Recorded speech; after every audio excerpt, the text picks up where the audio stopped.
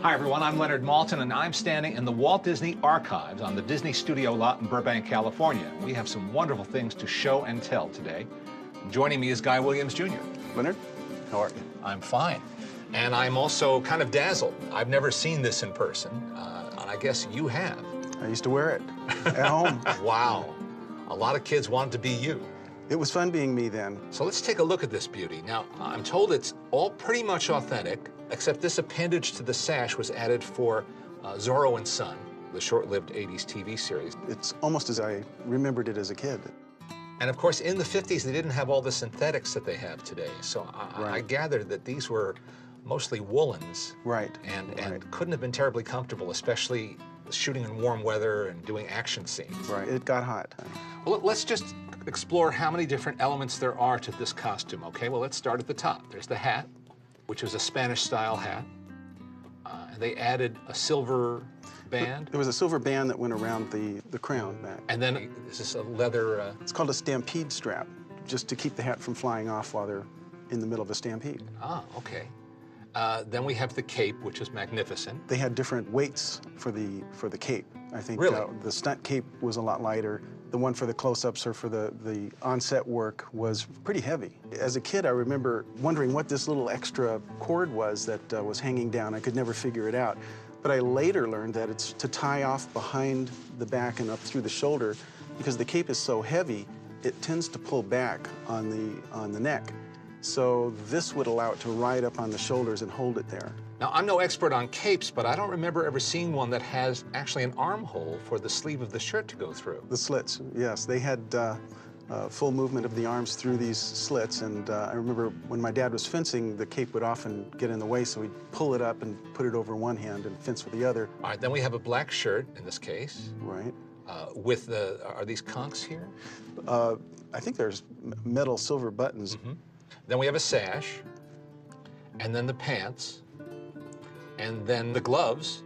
They tended to have a silver band around the edges so it would define it against the costume. These are original gloves from what I understand, but the silver, I think rat tail is what they call it, was removed. Mm-hmm. And then we have boots, and these are not the original boots, but they're here to help give the complete appearance. Right. What on earth are you doing in those ridiculous clothes? How did you know it was me, Excellency? I'm wearing a mask. And then, of course, the mask. Now, this mask doesn't look exactly like the one I'm remembering. It doesn't. The eyes have been changed, and it's made the same way, but the eyes on the Disney Zorro mask were a little straighter across the top and came to a tight point up in the corner. And is that an original sword we're looking at? It is. A company in Italy called Negrini made the guard. What it was noted for was the bevel on the guard itself, but you can't find these anymore. Some costumes only seem to come to life when an actor is wearing them. Of course, your father just embodied Zorro in so many ways. But even on a mannequin, this costume is powerful. It makes a real statement, doesn't it? It really does. It's one of the best Zorro costumes. I think the best Zorro costume that I've ever seen. I remember even during the lead-up to the shooting, they were working with the costume. Some of the original photographs for publicity were with a little different hat, a little different shirt, so they were evolving just as they were getting ready to shoot. Chuck Keane was in charge of the costume or wardrobe department at the time at the studio, but I understand this costume and the others were actually commissioned from Western Costume Company, which is, I think, the oldest costume company in Hollywood. Well, that's Zorro. Should we look at his alter ego, Don Diego? That'd be great. Get your hat. We're leaving for Los Angeles. Now, of course, Zorro was a black and white television show, but that doesn't mean it didn't have color when they were shooting it. Here's a good example of that, this beautiful Don Diego costume. It's funny, I remember as a kid watching it at home in black and white, but in my mind I was transposing it into color because I was familiar with the colors of the costume. Look how well this beautiful wool has held up for over half a century. The shirt and the bandana are not original, but the hat, the jacket, the vest, and the pants are, and they do look great. He was a well-dressed man. Yes. A fine family, good blood. You could do much worse, my son. Well, this befits a gentleman of standing and wealth in the community like Don Alejandro, right? Absolutely. Look at the detail work. These buttons are exquisite. And the silver brocade work also again there. Yes, and again, apparently real silver thread. Yep.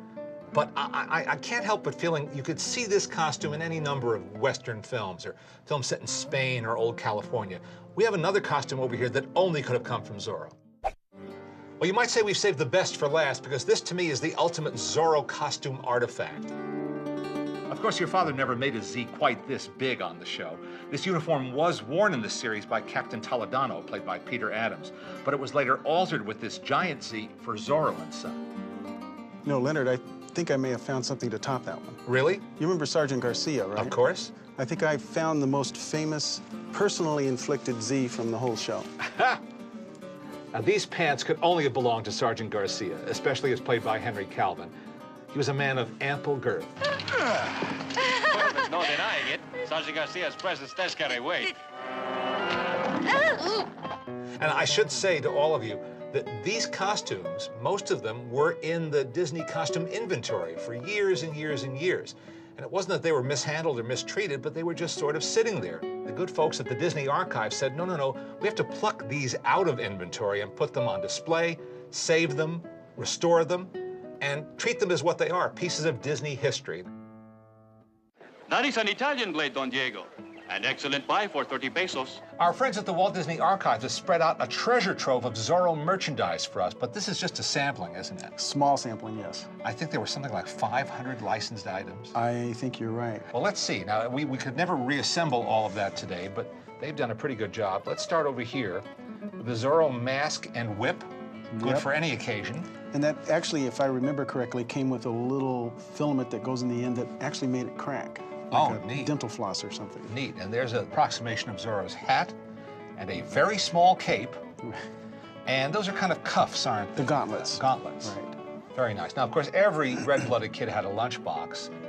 Here are two different models for any taste. And there's the thermos that would go inside the lunchbox. Very nice. Which you could drop the first day out and it would break. And That's right. The thermoses didn't last They didn't quite as last long that as the long. lunchbox. The lunchboxes are kind of indestructible. That's right. Now, here's something I've never seen, a Zorro necktie.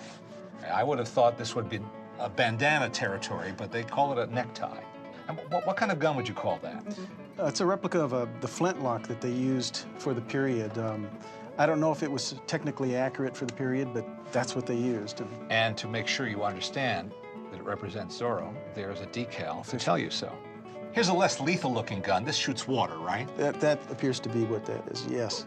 But were there 6 shooters on Zorro? I don't think so. I think that may have been a piece of merchandise left over from another, another production. Now, here are not 1, not 2, but 3 different styles of Zorro wallet, all made from the finest quality vinyl. To fit your fashion of the day. That's right.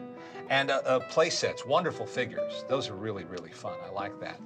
What better incentive could a kid have to drink his milk than to hold the handle shaped like a Z? That's really cool. Here we have rings, an entire store display of Zorro signet rings. Very, very nice. Now, do you ever remember trying out these Zorro roller skates? Well, everyone, I think, who was from my era will remember these skates because they had the metal wheels that had a particular sound on the sidewalks. And if you could hit it just right and get one of those wheels to stick, it just like nails on a blackboard. But a lot of memories with those skates. And some nice plastic cutout figures here. These are inventive, too. Puffy plastic, as we might call them. And a nice frame tray puzzle. That's a beautiful color That is shot, a isn't it? good picture. The other place you could see Zorro in color, of course, was on your Viewmaster. 3D. I don't know anybody who didn't have a Viewmaster kit back then, and there's a really nice display of the Zorro set. Last, but far from least, the Zorro comic books. Again, the cover photography just made these irresistible. And some of the stories were drawn by Alex Toth, one of the great comic book artists, but it's the covers that really sell them. And there's even one with guest star from second season, Annette Funicello.